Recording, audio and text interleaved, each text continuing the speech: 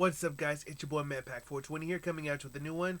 And today we're going to talk about the hypocritical BLM founder here. Now, I was actually going to do a different video, but I don't want to defend cops. Okay, I have my issues with them. But this is getting crazy. Okay, now, here's what I will say.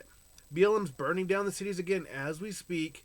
I'm recording this. It's 9:53 my time, Central Time. I'm going to post this in the morning. So, yeah, as I speak, they're burning down the cities. And here, I'll say this. I don't have a whole lot of sympathy for a cop who doesn't know the difference between her taser and her fucking gun. Regardless, though, they're going to fucking do the whole dog and pony show like they did with Chauvin. And here are my thoughts on Chauvin real quick.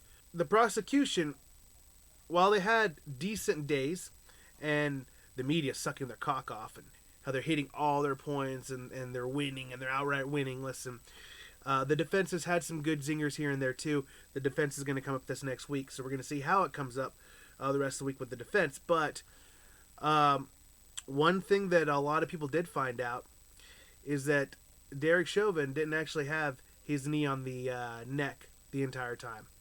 He actually moved his knee to the back of the shoulders and the torso area, actually a majority of the time. Now, we also had a expert claim that that Derek Chauvin, suffocated, and if the cops had just left him in the car, that he would have just survived. The thing is, I find that really hard to believe when you swallow half a bag of fentanyl, okay? That's a death sentence, okay? You ain't gonna swallow that much right there and then and not expect to not die. But, whatever. We'll see how that happens. I'll probably do a video later on the whole trial and everything and what's going on with this other dumb bitch who, again, doesn't know her taser from her gun. You know what? She should be fired, but I don't know. They're gonna do the whole. They're gonna drag her through the mud like they did with Chauvin. But anyway, let's. I want to talk about the hypocrisy here of this BLM here, this founder, because this is really hilarious. So, it says that the Marxist BLM leader, she is a Marxist, buys a $1.4 million home in a ritzy LA enclave. Isn't that great, dude? How someone easily abandons their ideology when they get a little bit of money. Like, what kind of Marxist would want to live in a fucking gated little rich white neighborhood? I thought you wanted to be out with your people, right? Being out there fucking being an activist, doing all the causes, being a real, true communist, right? Communists don't live in rich ass white gated neighborhoods in LA. Come on. See, that's the problem with these people. So let's get into this shit here. So Patrice Kahn-Kohlers, I think that's how you say her name, the leader of BLM and a self-described Marxist, recently purchased a $1.4 million home in an exclusive Los Angeles neighborhood where the vast majority of residents are white, according to reports. The home, which features 3 bedrooms and 3 bathrooms, is nestled in Topeka Canyon and has a separated guest house on the property, according to a celebrity real estate blog, which reported the transaction last week.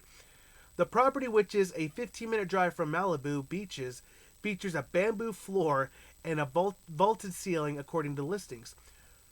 Once a hippie enclave in the 1960s, Topanga Canyon is now home to a sprawling homes where 88% of the residents are white. Yeah, so that's what happens, man. These fucking hippies, they came in and they fucking probably gentrified it sometime in the 80s, and here we go. Now it's a fucking rich-ass white neighborhood. After the sale of the property was made public, critics took social media to blast Kahn-Kohlers. Yeah, I bet. It's pretty... BLM, which began as a hashtag in response to the acquittal of George Zimmerman in 2012, shooting of Trayvon Martin, took in more than $90 million last year, in which the forefront of protests across the country last year after the death of Floyd. It says they took in $90 million. I wonder how much they destroyed. $2 billion.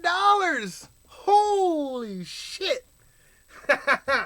So, they took in $90 million, but they caused $2 billion. Oh, man. Oh, that's great.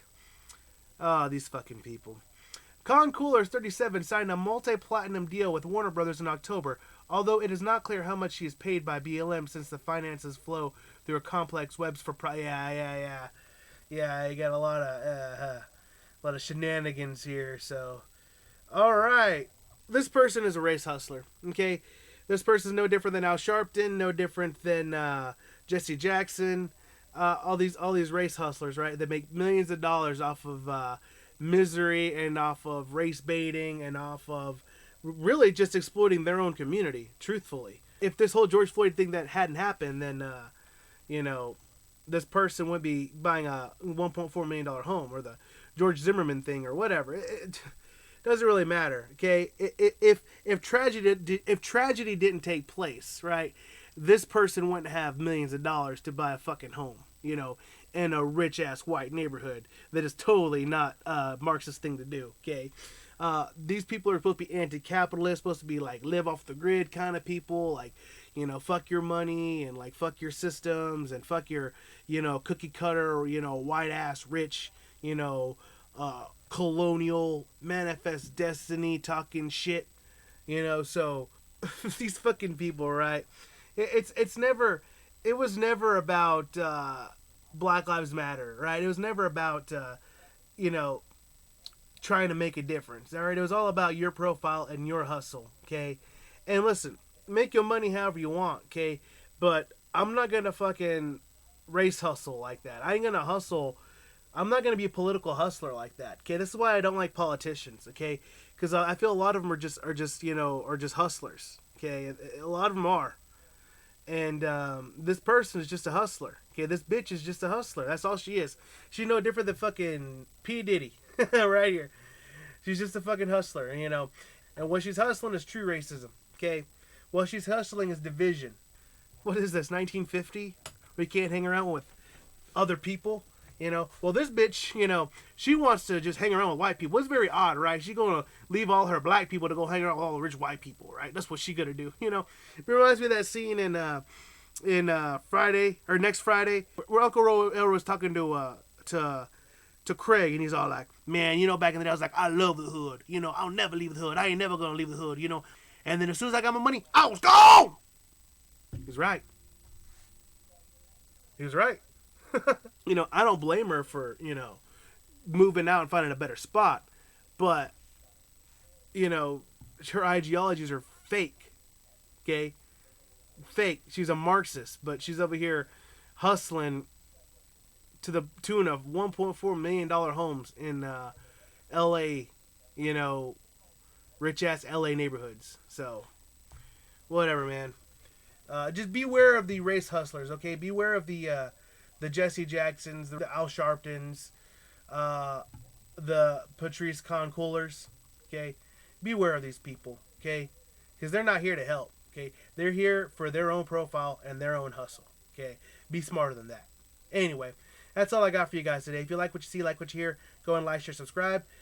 Go and hit me up on Twitter before I get banned. I'm also on Gab. I'm also on Minds. So just hit me up on social media. I'll catch you guys in the next one. Deuces.